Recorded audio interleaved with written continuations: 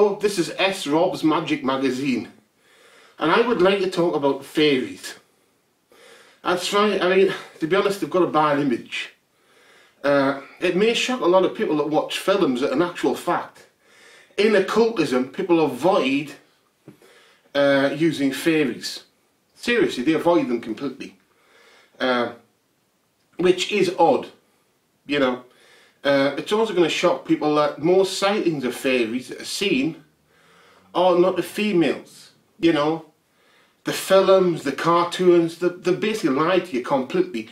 The idea of the female fairy with the wings, you know, wearing the beautiful dress is a complete lie.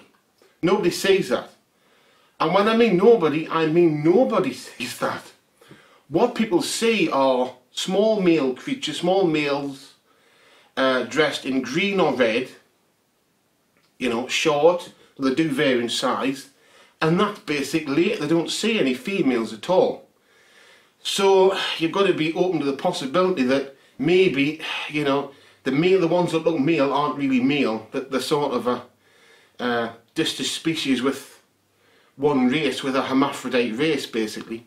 Because when you think about it, you know, female breasts, they basically exist to give people a cue, because originally chimpanzees, they went for the behind, and as they were walking on all fours some of the time, that made sense. But then we started to stand up, and then of course humans needed breasts.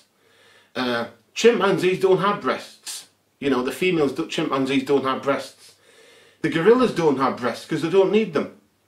You know, it's a human thing. So the fact that they don't have breasts, you know, does not mean necessarily they're not female, but it could be there isn't any females, you know. But it's the bad image they have. The strange thing is though, leprechaun image is better, you know. Leprechaun, leprehorn, there's all sorts of different things, and they're basically the same. By that I mean, the folklore is that a leprechaun is a result of the mating between a human male and a female fairy. But as I said, nobody really sees female fairies. So what you're really talking about is the same thing. Little men dressed in green or red, you know, with the hats, you know, to be honest, sort of normally. That's what you're actually looking at. And of course they were linked to the Tuatha De Danann. All the Irish fairy folk are said to come from the Tuatha De Danann, who were the kings and queens of Ireland. And there was actually archaeological evidence about them. But it was said that they shrank when they weren't worshipped as much and became the Irish fairies, like the leprechauns and things like that. But you know, you get this sort of fairy idea everywhere, absolutely everywhere. But anyway, what I'm trying to say is that there's a lot of good magic there that people are missing out on, okay? And so you've got the fairies, you've also got the banshees, more acceptable, but sort of fairies as well, you know.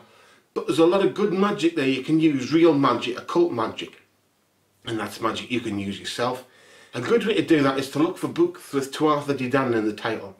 There's some of mine that are about fairies and stuff like that. And goblins, which are more acceptable again. You know, you just have to put S. Rob into Amazon and you can find them there, or you can look on my website, which is www.srob.co.uk, you know. But fairy magic is useful. You can summon them, you can see them. You know, magic can be used to help you have a better life, and they can do that. They can help you have a better life, the life that you want, the life you deserve. And that means you can work it yourself. You can order a spell casting from my website. Okay, but let them help you. Have fairies in your life.